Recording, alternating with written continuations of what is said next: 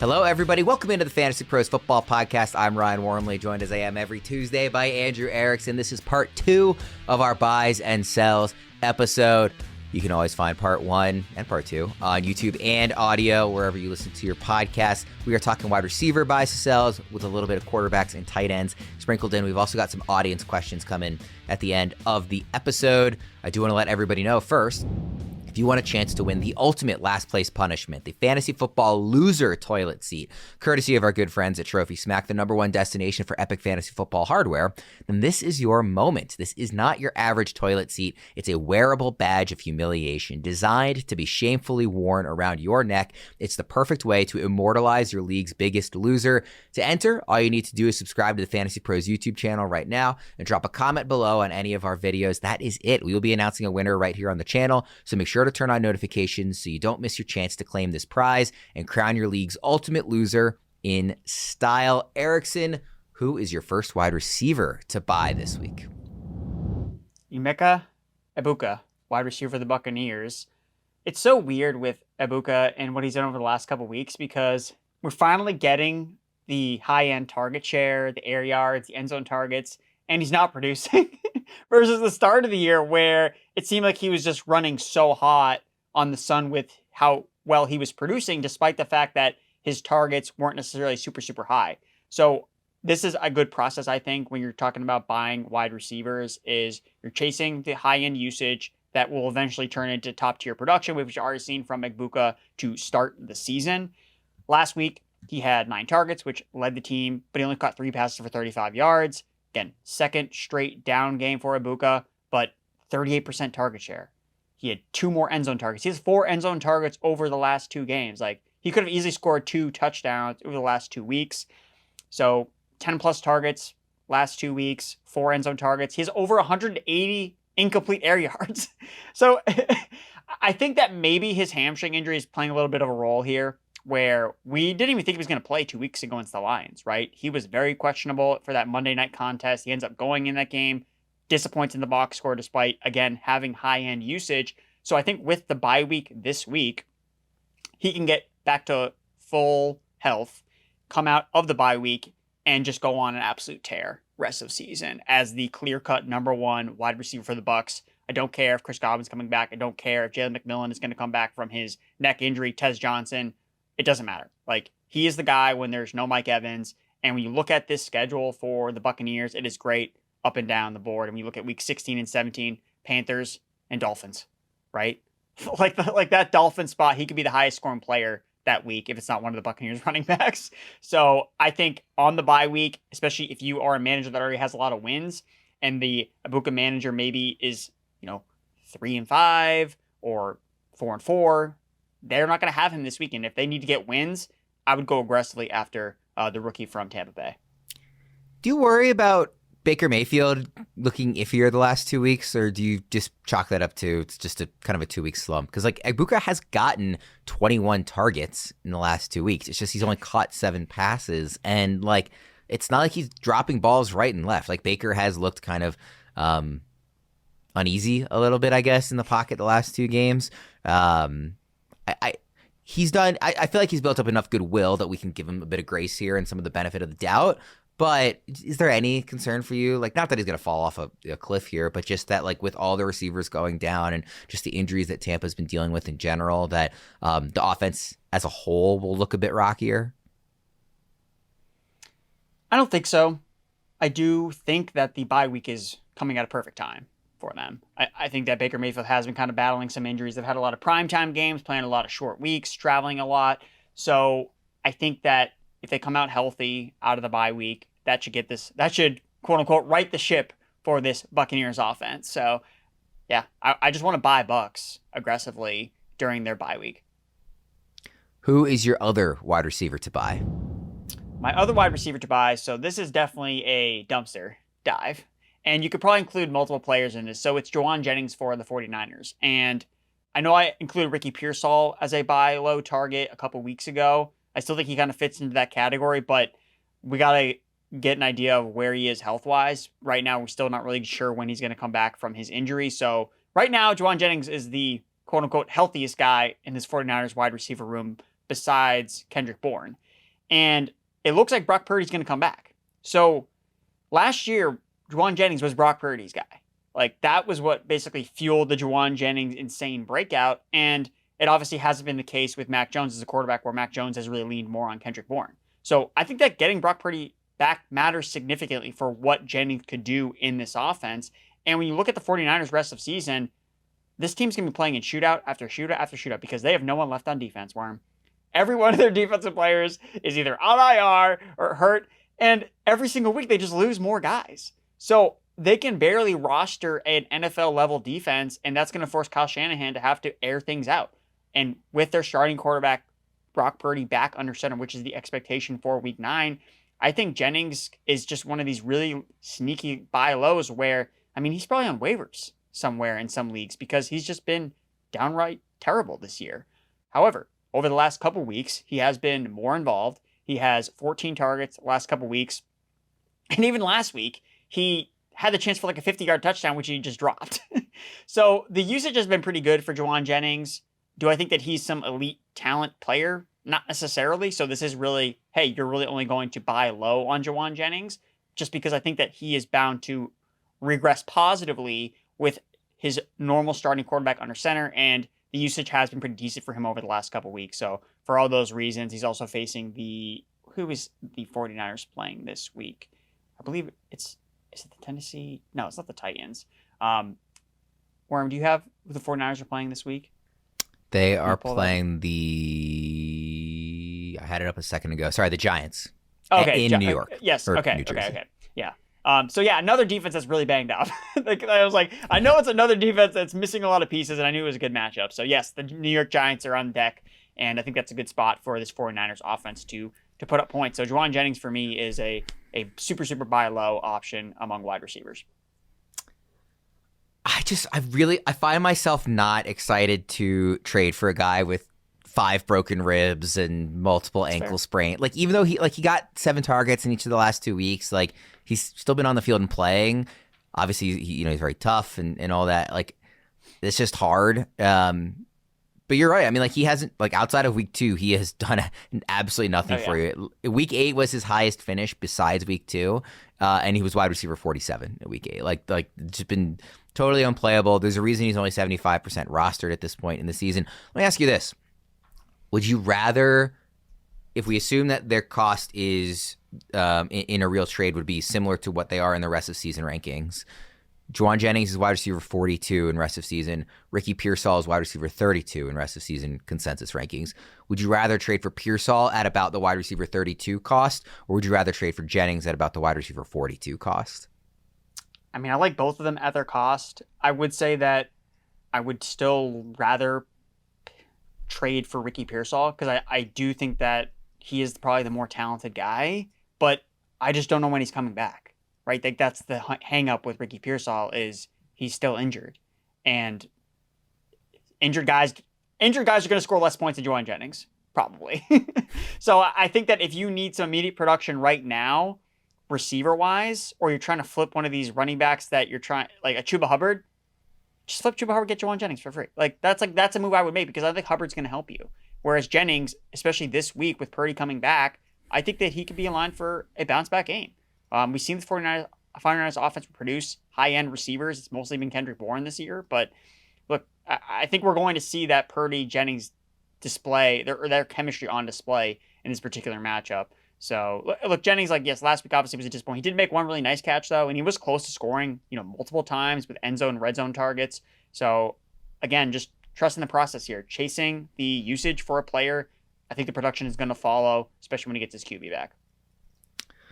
Jennings and Egbuka seem like strong buys. You can use the trade analyzer at fantasypros.com/myplaybook or on the Fantasy Pros app to instantly evaluate how any trade will affect your team for this week, the rest of the season, or even in Dynasty. Erickson, let's go to your wide receivers to sell, which you told me it took you the longest to put together here. Yeah, this is the one that I probably struggle with the most because I'm always looking for, like, the process is just, okay, who's the guy who scored a bunch of touchdowns on a long play that didn't see a lot of targets, and just sell that guy. But because receivers are so volatile, like, you might be right 1 week selling receiver, and then the next week they bounce back. So it's kind of this, like, ping pong game where I'm trying to not get rid of guys I think are super talented just because they have a down week or they have a really good week, and because a lot of receivers are going to be volatile in scoring. But for these two particular receivers, I think it's just worth the discussion of, okay, where are we kind of valuing them rest of season? So the first guy is someone I had last week. It was Jordan Addison. And usually when I list the guys to sell that plays on Thursday night, they usually go off for 200 receiving yards. That's basically kind of been the trend over the last couple of weeks for those that have been reading the Beyond the Waiver Wire article and following the show. But Addison was kept in check for the most part. Caught 3 or 4 targets for 26 yards. He did score a touchdown, though, so he wasn't a total dud. He did enough for your lineup, but the Carson Wentz era is over in Minnesota. It didn't last very long, and it seemed like after that game where Wentz was taking hit after hit, he looked like he was done with football, and the Vikings have now put him on injured reserve just because he was dealing with so many different injuries. That guy looked like that guy from the SpongeBob meme where he's just covered in bandages coming down the stairs. Like everything, like all of Carson Wentz was just banged up. So I get concerned about what this is now going to look like with JJ McCarthy under center, because with Wentz, both Vikings receivers were performing at a pretty high level for fantasy football purposes.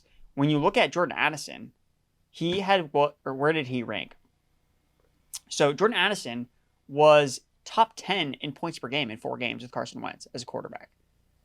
Is that going to sustain? Is he just going to be a top 10 wide receiver and also outproducing Justin Jefferson at the same time? Like, that seems very unlikely to happen and sustain. I think Addison would probably have regressed in some capacity anyway, because I don't think that he was going to finish the year as a top 10 wide receiver in fantasy football scoring. Again, he's still vastly exceeded expectations from what I expected from him. He is a really talented guy, but now you're throwing in a new quarterback that he's never played an NFL game with. That makes me concerned, especially with Jefferson still in the fold. And if I have to bet on one of these guys still maintaining their production, I would still bet on Jefferson over Addison. But with McCarthy taking over as the quarterback and Wentz no longer an answer, also there's a concern where what if McCarthy gets banged up again? And now there is no Wentz to even go to. Now it's Max Brosmer is like the next quarterback. And that is, oh no, like sound the alarms for this Vikings offense if it's him under center and not McCarthy or Wentz. So I just think there's a lot of... Set aside the quarterback conversation. Putting that to the side for a second, I'm kind of just done talking about Jordan Addison regressing, right? Like this is like halfway through year 3 now, and it's always about like, well, he's not going to catch this many touchdowns again. Well, he's not going to do it a third year. Well, now this year, like, you know, he's going to regress because he's either getting 100 yards or a touchdown in every game. I just think he's a good player, and the fact that there's also a better player in this offense, I don't think is enough to say, like, he's not going to get the workload to be productive in fantasy. Like, he was wide receiver 21 as a rookie. He was wide receiver 20 the second season. Like, obviously, he's not wide receiver 20 right now because he missed several, 3 games, but he's been really productive in the games he's been on the field. Like, I'm just kind of done thinking this guy's going to regress just because he's the number 2 in the offense and he doesn't get, quote unquote, enough targets. Having said that, the best argument again, for trading him right now is the quarterback. That is the part that's the only part of this conversation I'm really that interested in. I'm not really interested in like, oh, he probably would have regressed anyway, or he was going to regress based off last year.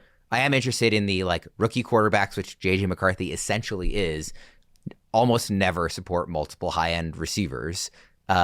We've never seen them on the field together because the games that JJ McCarthy played, Jordan Addison wasn't. JJ McCarthy didn't look that great, although we certainly have coworkers here who are really big believers in JJ McCarthy and think that he will look great and that it was, this has been a legitimate injury, not a soft benching, which, I believe too. And that he will come in and look good. Maybe that does happen. But to me, the quarterback conversation is the reason to be interested in selling Addison. There's no other reason. I just believe in him as a player at this point. Yeah, and those are really good points to bring up, Warren. And you're right. Like, I think that, and he definitely, I was wrong about Addison, right? Like, I was definitely on the regression type of analysis side with him, and obviously his price tanked with the suspension this past year, but I was not right about him. And I will also say, in his defense, I'm also terrible at evaluating some of these receivers when the quarterbacks changes. Like my track record with some of these players has been, oh, you got to sell this guy because he's a bad quarterback, and then they just smash and it doesn't matter. It's weird because this is like a different scenario where they actually were better with the backup quarterback than the starter. So it does create this like interesting dynamic with how things will shake out. It also too depends on what can you get for Addison, right? I think that in a vacuum, yes, okay, you're going from Wentz to McCarthy. that will probably hurt the receiver production overall just from what we've seen. But if people know that, right, what are you actually going to get in return for Addison? Like you said, so, and to your point, Addison is a good player, right? Like, he's a really good player. So if you can't sell him for anything, then he's probably, would you agree that he's just a hold then at that point versus like a sell low? Yes, I would rather hold him than okay. He's not a sell at any cost. He's a sell if you can get a lot, but I'm inclined to hold him. I would say too that the Vikings schedule isn't terrible rest of season for wide receivers and their quarterbacks. So look, I mean, if McCarthy can, if he can be the guy, right? The guy that the Vikings were suggesting that he could really be this year, then, I mean, it's just going to be another L for me selling a receiver with a backup quarterback. So make the case for me to sell a receiver who's coming off a 0 target game. Well, like what can you get for him is the point. Obviously, I can see why you'd want to be out of the business of Quentin Johnston, but how are you going to convince your league mates to trade for a guy who had 0 targets and who has 2 total catches in the last 2 weeks? Yeah, this is why selling wide receivers is the hardest part for me to fill out when we do the show sheet every single week, because sometimes the planets don't align where I get a guy that's coming off a game where he has not a lot of targets, but he catches like a long touchdown, and then, okay, he's an easy sell high candidate. We talk about this sometimes too, where you don't get the luxury of selling high. Sometimes you have to sell low on players. So Quentin Johnston, I think that I also kind of put him on here because I thought that he deserved somewhat of a conversation about. When we've seen Gadsden kind of take off in this offense the last couple of weeks, that's really hurt Johnston the most. And it's funny because the minute that we feel comfortable putting Johnston back inside the top 24, like, okay, he's here to stay. This is the guy. He goes back to this really boom or bust up and down player that he's kind of been throughout his NFL career. Remember, this is the same Quentin Johnston from the end of his sophomore season where he had 185 yards in a game, or 183 yards. And the next week, he had 0 catches on 5 targets. So the boom or bust nature to him isn't really a surprise. And I don't want to go back to, well, he fooled us for the first couple weeks. I don't think that was like totally a mirage from Quentin Johnston, but I think that the production is just going to be inconsistent. So maybe this really isn't a sell Quentin Johnston right now. It's, hey, sell him after he has another big game, because he's probably going to have another big game at some point. So I guess I don't really have a great reason to sell him right now. Maybe he is more of a, you got to sell in the future. If you were selling him now, what would you accept in return? Like, what would be enough to say, like, I just want to get out of this right now, even if I'm selling low? Can I get Xavier Worthy? I don't know. I mean, actually, is it one of these where you just kind of sell They're 6 spots apart in consensus rest of season rankings. So that's within a reasonable range that you might find a manager who would want to make that move. Yeah. I think that he is a... Would you sell him for Jordan Addison?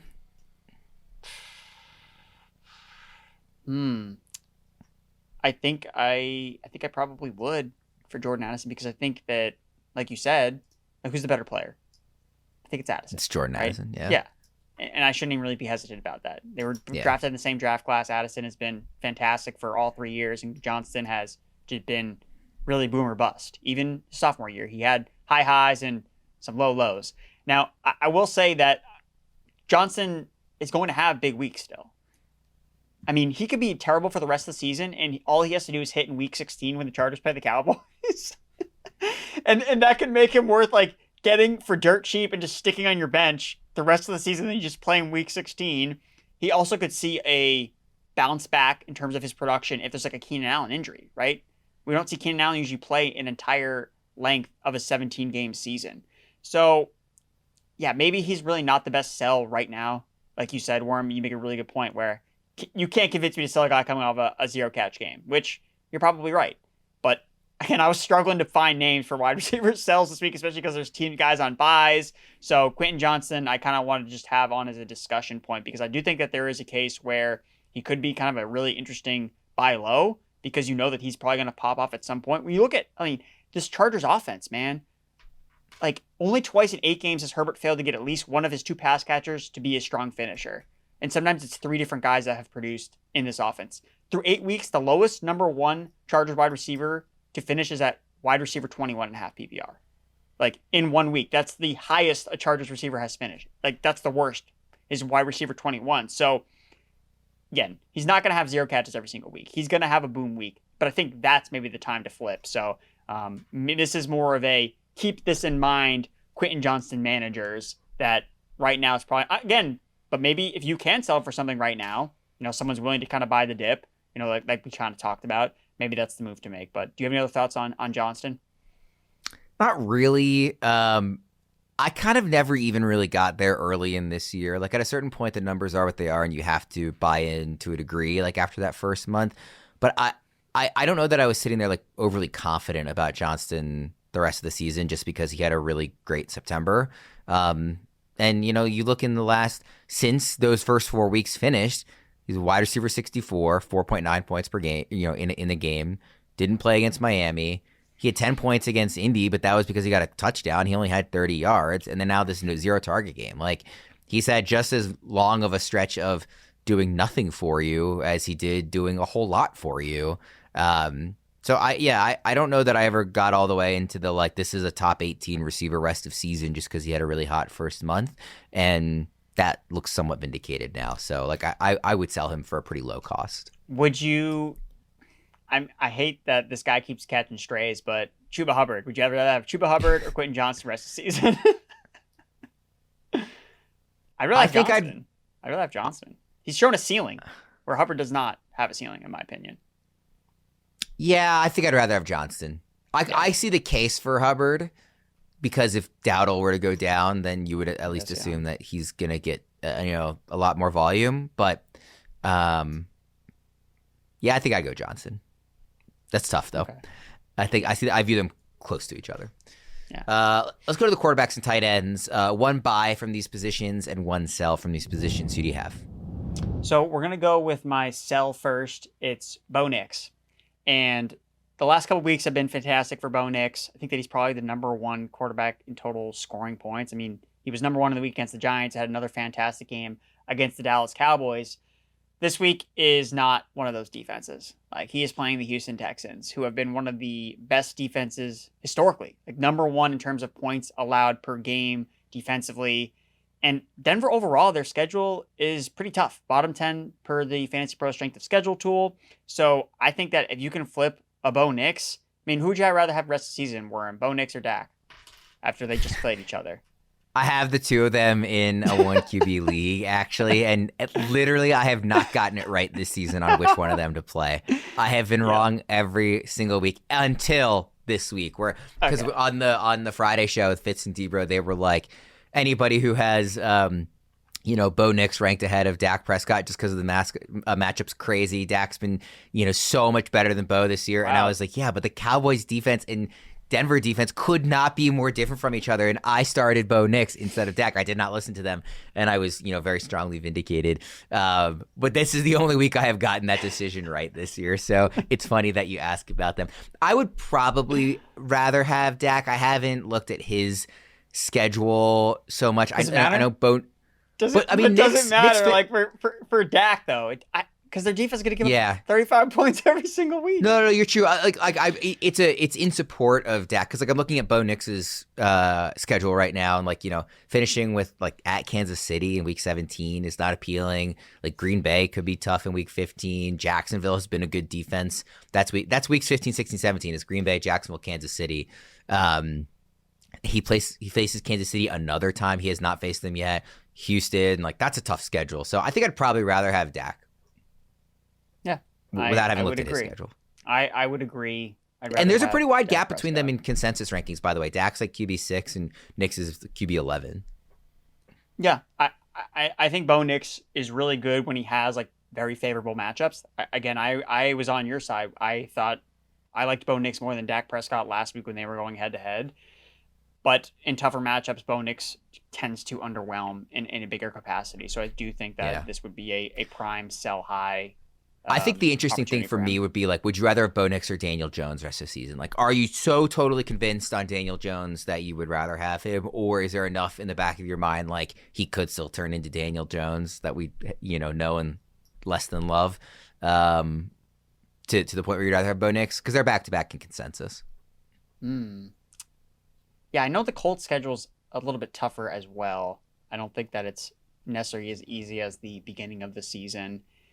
But Daniel Jones has been a QB1 before, right? But so is Bo Nix. So I think that's pretty close. I don't know if you're really gaining a major edge kind of choosing between those two players. I think that it's probably going to be a wash, which is why they're probably ranked back to back. I think I'd rather go shoot for, hey, Dak's coming off a terrible game. Well, let's go get Prescott. Let's try to move up using Bo Nix. Maybe trade Bo Nix for Lamar. It's kind of funny. Something like that. Or it's kind of funny. Daniel Jones, if you just look at his passing touchdowns by week, it's 1, 1, 1, 1, 2, 2, 2, 3. It's literally either stayed the same or gone up to get every better. week. So 3 touchdowns. Yes. Block of the week.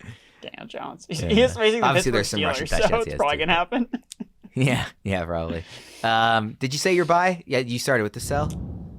Yeah, I didn't do my buy yet. It's Colston Loveland is my tight end to buy. Usually I'm always just selling these old, dusty veteran tight ends, but I was sick of talking about Kelsey and Mark Andrews for the billionth time on this show. So I figured I go in the opposite direction. We're going to buy a rookie tight end, Colston Loveland. So he did not have this super eventful National Tight Ends Day, unfortunately, but he did kind of like low-key put season highs across the board. Now 3 for 38 on 5 targets is not, oh man, this guy's breaking out, but it was a positive development for the rookie tight end from Michigan. He did have a red zone target, but he fell short of scoring.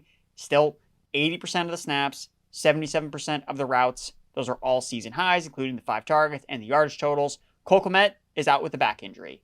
There are 2 more injured receivers for the Bears. Luther Burden has a concussion.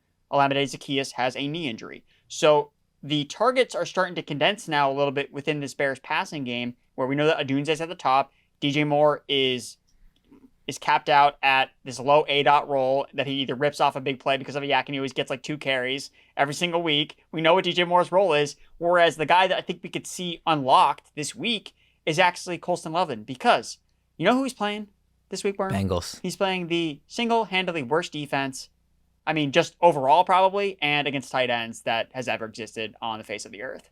I mean, every tight end scores against this defense. So I think that we're going to see a Colston Loveland breakout game. So if you're hurting at tight end, this is the week to add Loveland, get him off somebody's bench for really, really cheap after he kind of put up a meh box score this past week, although it was a positive development for what he's done so far this season. And I think that the outlook is really good for him, not only this week, but I believe next week too, because I think the Bears also have another great matchup in week 10. He's tied in 22 in rest of season rankings. By the way, week 10, he faces the Giants. Tied at 22 in rest of season ranking. That's too low. Like that, I don't know where the right number is.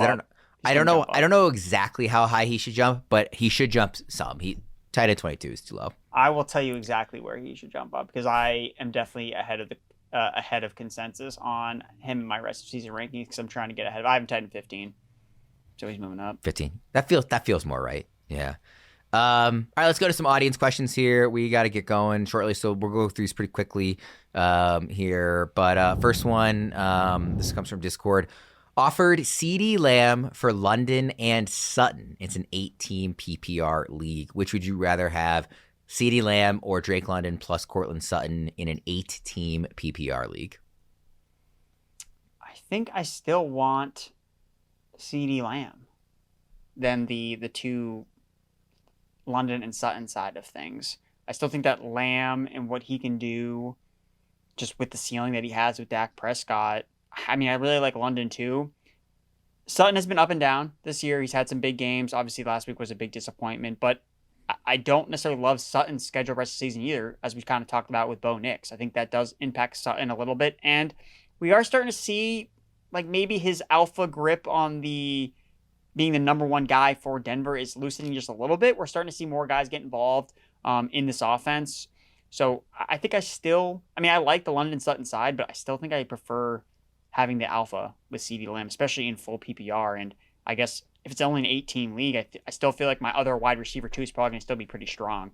That is the reason that I would, if in a 12-team league, I would not make this trade. In an 8-team league, I would rather just give me the biggest name, the best star that you can, and you will have great depth in an 18 league regardless. So because of the 18 league, I would do this. Some questions from Twitter. Brees and Nico for Judkins and Amon-Ra St. Brown, half PPR. Which side would you prefer, Brees and Nico or Judkins and Amon-Ra? I think it's got to be Judkins and Amon-Ra. Amon-Ra, I think, is the best piece of the deal and the guy that I feel the most confident about his floor-ceiling combination rest of the season. He was also a guy I was wrong about in draft season. I thought Jameson Williams was going to have this big role. Wrong. Couldn't have been more wrong. So if I could make this trade, I would to get Amon-Ra on my team because he's currently on 0 of my teams. I have him in one team, and it was Guillotine. So I picked him up partway through the season. Oh, nice. It was a big spend. Give away Ashton Jeanty for Michael Pittman. Man, I wouldn't. Rookie second half. I know it's running back, not receiver. I like Pittman, but there's multiple mouths to feed. Taylor's gonna get a lot of touchdowns. I'd rather have. I'm not saying it's like by this incredibly wide margin, like you're crazy for asking, but I would rather have Jeanty. No, I don't think it's crazy for asking. Pittman's a really talented guy, and he's finally catching touchdowns for the first time. Jeanty is really weird rest of season because he has some matchups that are just look away. You just don't want to see it, but then he has matchups where you could see Ashton Jeanty against the Bears type of level performance. So I think that there's enough good with him where he could deliver a couple winning weeks for you that I think that he's probably worth holding on to. I think maybe if you got something else, if it was Pittman plus, maybe another one of these running backs that we talked about, maybe that would sweeten the deal for me and I'd feel like I'd like the package a little bit more. But I think I'm going to keep Jeanty in this deal. 12-team league, half PPR. Should I trade Egbuka for Judkins? This guy is stronger at receiver. He has Chase, Rice, and Sutton. And then his running backs, he has Cook, but then he has like Mason, Trey Benson, Tajay Spears. So would you trade Egbuka for Judkins in that scenario? You only start 2 receivers in this league too. So Chase and Rice locked in, Sutton at flex. You'd rather have Egbuka than Sutton, but there's not a ton of depth in the starting lineup. Like spots to fill, I mean. Yeah, no, I think that you laid out the case for why the trade makes sense. And we talked about this, myself and Welsh, on some of the other shows last week, where when you're trading a wide receiver for a running back, you kind of have to trade a receiver in a tier up to get to a running back just because of the scarcity of the position. So I think that's kind of a perfect example. And, again, Judkins obviously coming off a bad game, but before that, like, he was in a pretty high tier of running backs. So maybe I'm too much thinking about what Judkins just did and the fact that he has a shoulder injury. Maybe that's kind of like why I'm a little bit hesitant, but the Browns' schedule rest of the season is pretty good. So, yeah, I think that this is a good deal to make, especially if you can only start 2 wide receivers. 1 QB, 6 point per passing touchdown league. Very little on the waiver wire. A guy like Michael Penix is the best option out there. This guy has Caleb Williams. Should he be aggressive in trying to trade for a better quarterback than Caleb Williams in this league? And if so, who should he target? If you're looking for a quarterback to trade for, there was a guy that I think that Jordan Love is an interesting quarterback to trade for. I've talked about buying some of these Packers players. I think that we could see this offense kind of hit its stride after this big win against the Pittsburgh Steelers. So I think that Jordan Love is an interesting buy candidate. I think he's ranked back-to-back with Caleb Williams rest of season. And the other guy, too, is Jackson Dart. Like, that would be another player I would go after. The Giants, if their defense continues to be so injured that they're going to play in a bunch of shootout game scripts, and Dart is going to continue to make plays with his legs and throw the ball downfield to guys like Darius Slayton. So, although Dart loses weapon after weapon every single week, the guy is still producing for fantasy football. And it honestly reminds me a lot of Drake May his rookie year, where there's nothing around this guy, but he finds ways to get it done and throw for enough touchdowns and run for enough yards to get there for fantasy football purposes. So I think Jackson Dart would then be my low-key buy because Caleb, a couple good matchups the next couple weeks. So maybe that's when you consider selling high on him after he faces the Bengals and the Giants, I believe is what you told me the matchups were for the Bears, Worm. After those games, the schedule gets really tough. So sell high after he faces the Giants. Maybe get Jackson Dart on your team as well. Jordan Love is another good option. I wonder if Baker Mayfield is attainable with just all the injuries to the receivers and coming off a couple down games. And this is a 6 point per passing touchdown league. So, I think he's pretty enticing in that format as well if he's available. Last question here, Erickson. I wanted to leave longer time for this, but we do have to get going.